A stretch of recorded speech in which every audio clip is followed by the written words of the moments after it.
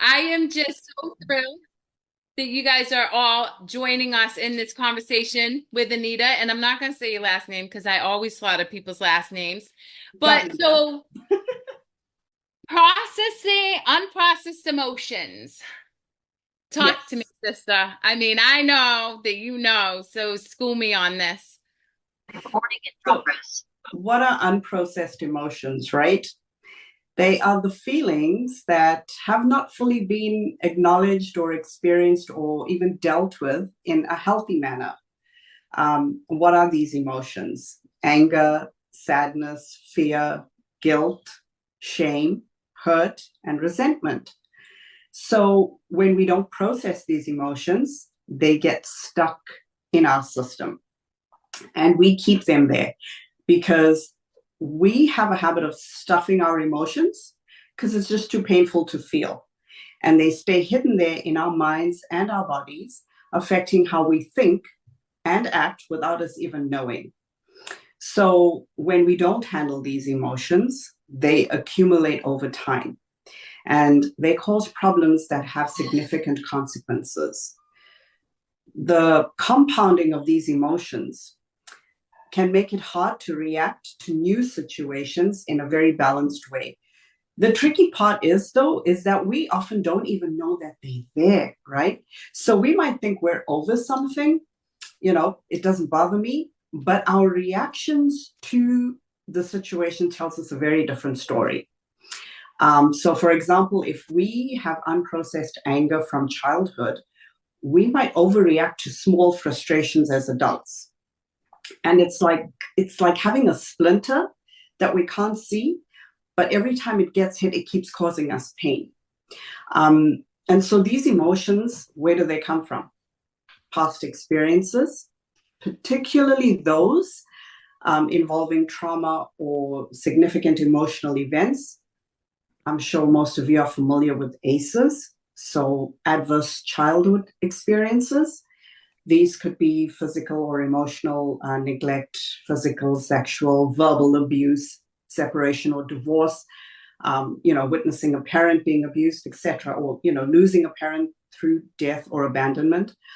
And these are all external events, right, that cause the emotions that we struggle with. But what about the people who may not have had these experiences, who can't identify with this list?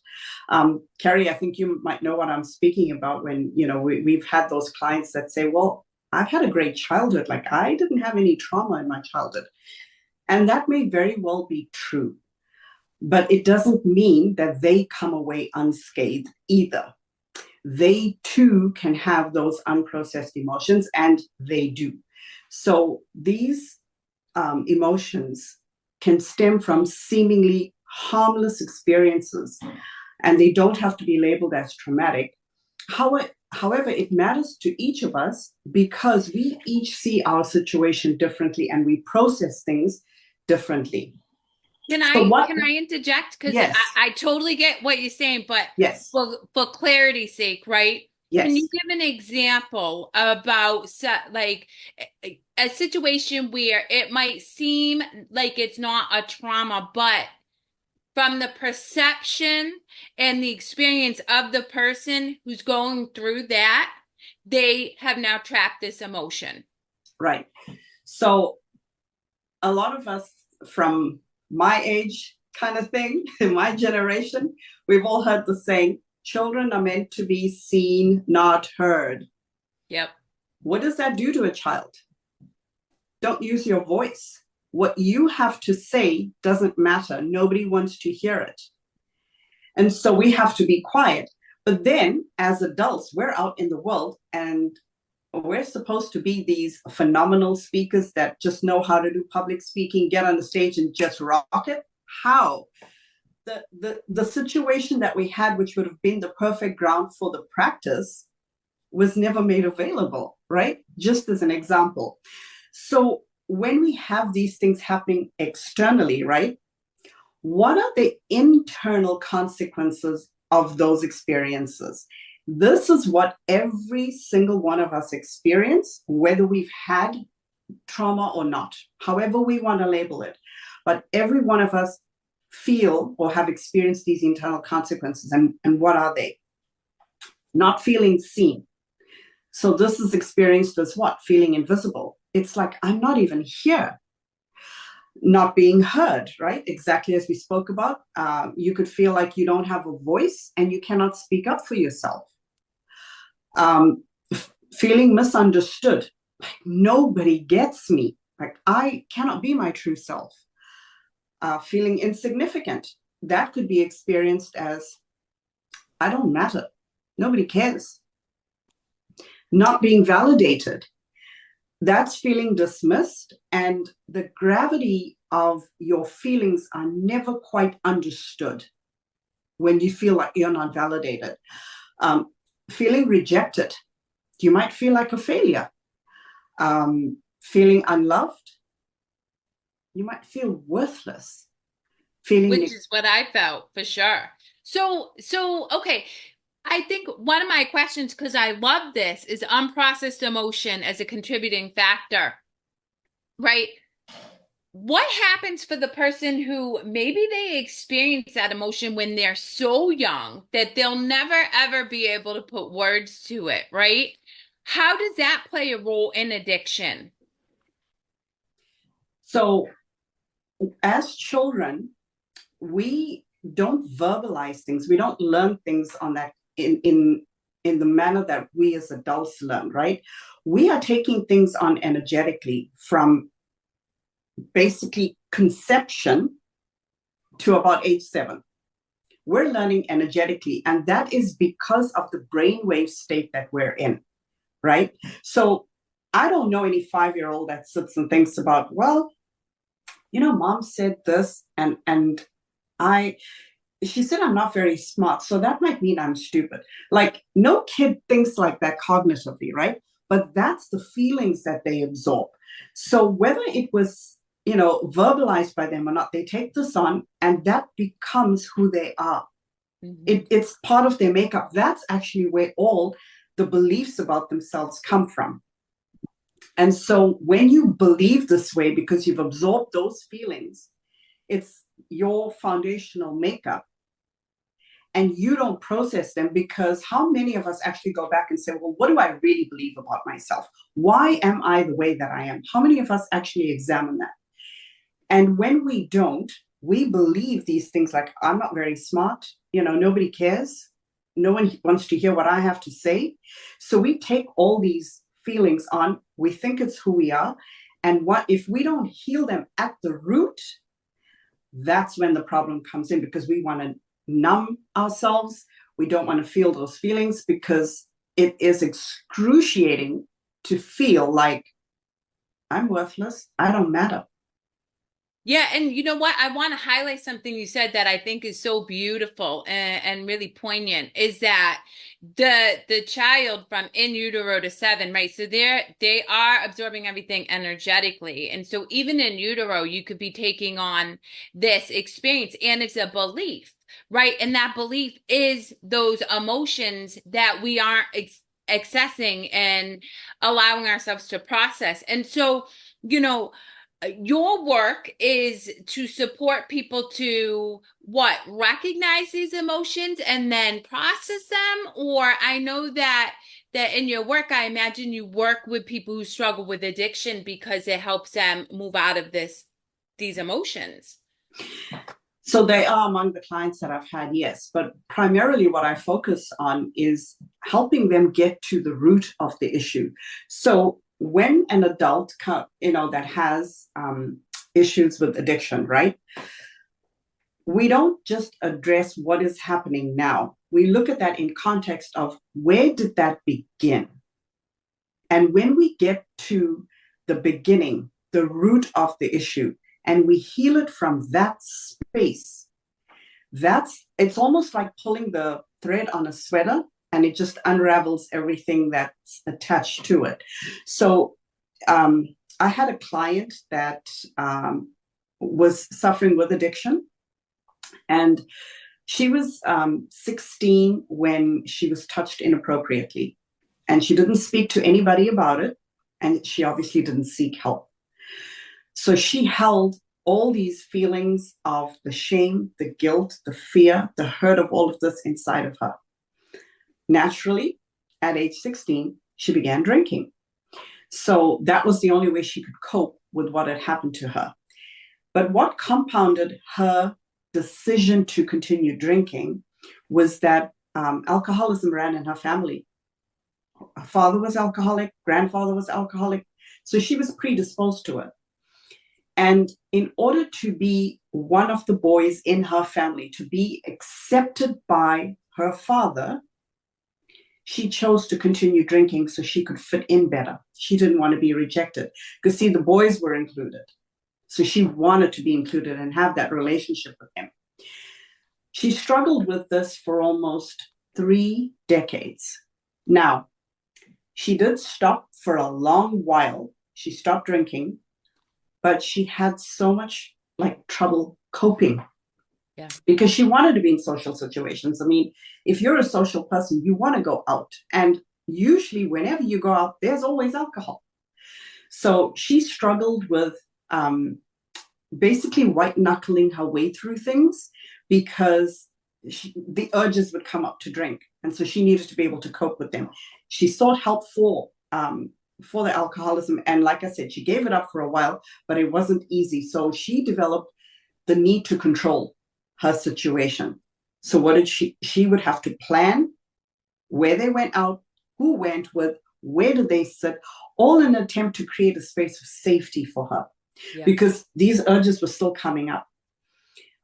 She used to go to happy hour at work, again, for a social aspect, not drink, but again, fight the urge to want to drink.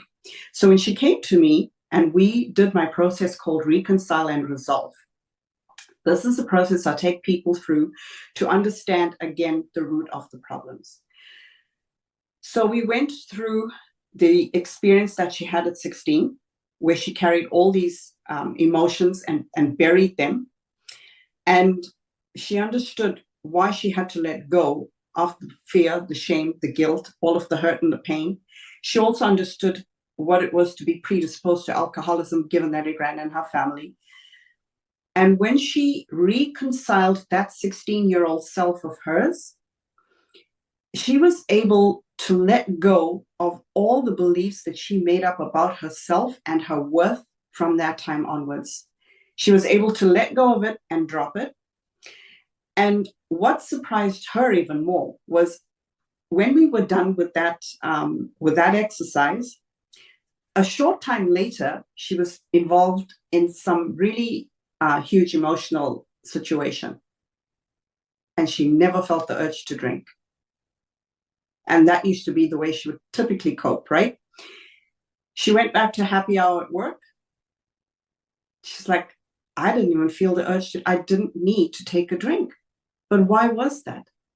All the triggers that come up that make us feel like we need something to cope with, everything was neutralized. The triggers were totally neutralized. So the urges were gone. Go ahead. What consists of neutralizing? Is it giving the person or yourself, right, permission to go through that experience and feel your feelings?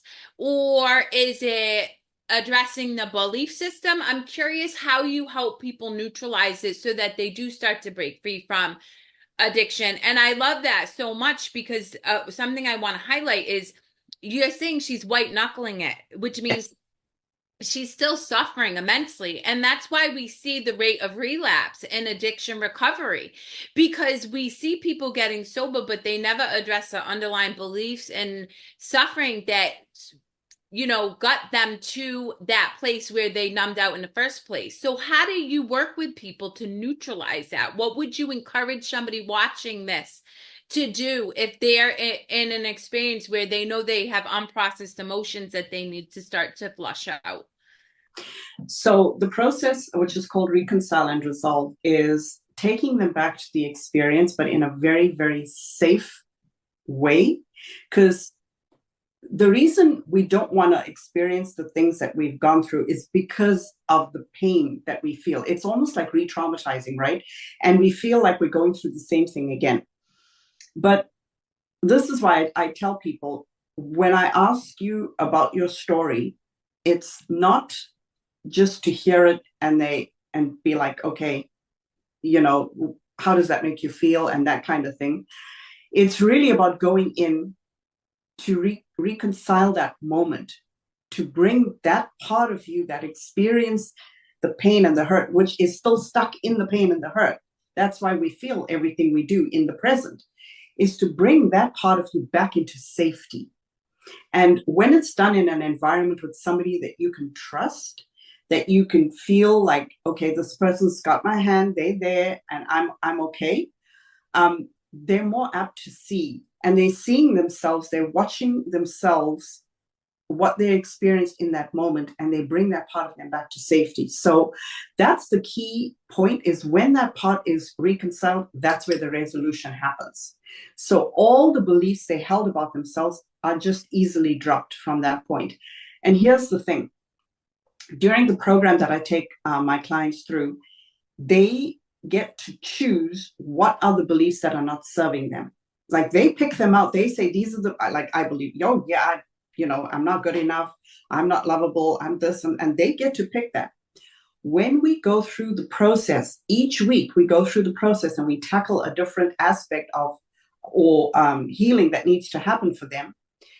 And then we go back and look at, okay, now we're going to rewrite these beliefs. And they look at it like, why did I choose that? I don't even resonate with that anymore. Of course I can see my worth. No, of course I'm capable of doing things. And it changes automatically, because who they are at their core is not, that core is not shining through. It's covered up by all the experiences, right? And all the false things we think about ourselves. So when they get to that core of them, it's like, yeah, I am all the positive things that they want to be. Yeah. And it happens effortlessly. It does. I love that so much, Anita. And there's a book by, oh, I can't, Adam Grant, and it says think again. And he challenges people to question their own beliefs every 2 years, because we don't really understand. One, we never examine our beliefs from when we're a child. We just kind of go Nope. along to get along. And we never really stop to say, is this a belief that even keeps me going? Like me, I worked the corporate ladder to prove that I was worthy, right? Through success. And one day I'm like, this makes no sense. I'm not even happy doing what I'm doing. So how did you get to this program? Like, how were you able to cultivate this program with which now you're helping people break free from addiction, and even more importantly, suffering? Because there's just, we identify addiction as chemicals, but the reality is it could be addiction to work, it could be addiction to your phone, it could be addiction to shopping. It's not, it's so nuanced. Correct. So when I started coaching my clients, I was doing it on a either weekly basis as they needed, or bi-weekly, so whatever that was, right? That the client needed. And I felt, and I was doing the reconcile and resolve process with them, again, on a need-to basis. But then I found that all this knowledge that I had gained over doing the one-on-one sessions, I put that into a 4-week program. And every week comes with a reconcile and resolve session for the healing piece of it. So it's not just the coaching, it's the healing that goes with it. That is more important than anything else. And I do not end a session until we go do the healing portion of it. So in putting that together, it is so effective. It is a short-term period that they have to work through things, but it is so incredibly effective. In fact, I just finished working with a client where he wanted to work on his alcohol addiction, but it wasn't at the forefront of the work that we were doing. It was just one of the things. But he said something to me that was very interesting, because we had focused on all the other experiences that he had in his life that led him to take up drinking. And he said to me, I had a drink the other day and it didn't have the same appeal to me anymore. It just, like, it didn't have the same appeal, and it didn't have the same effect that it used to. So I just had one, and that was it. And I was like, wow, okay, this is, it's amazing. And the thing of it is, what I've noticed with other clients that go through this process with healing trauma and things like that, it lasts years down the line. It lasts. Yeah. So, I had someone say to me, I went back and I went to try and find the pain, try and find the triggers, and I couldn't find them. They were gone. They were just gone. So that's the effectiveness of healing. And Yes. that's what we need to do is heal. I love that so much. So with just 2 minutes left, Mm. what's one thing you would like to leave our audience with that you think that they can implement instantaneously to help them start to reconcile and resolve some of their emotional traumas so that they no longer need to sit in addiction or suffering? Okay. One of the methods that I teach my clients is the joy method of processing these emotions. Okay. So J is just jump into the emotion. So you can feel it coming up. You don't have to wait till it reaches a 10. You can feel it when it's at a 2 or 3. So just sit with the emotion, jump into it and feel the emotion and say to yourself, okay, I can feel I'm being triggered. I'm getting really angry. Let's use anger, right? It's the most common one. I can feel I'm getting really angry. Okay, so I'm going to sit with this anger. So you just sit with the anger. You don't make up stories about it. You don't make up, well, if they didn't say this and they didn't say that, none of that. I'm angry.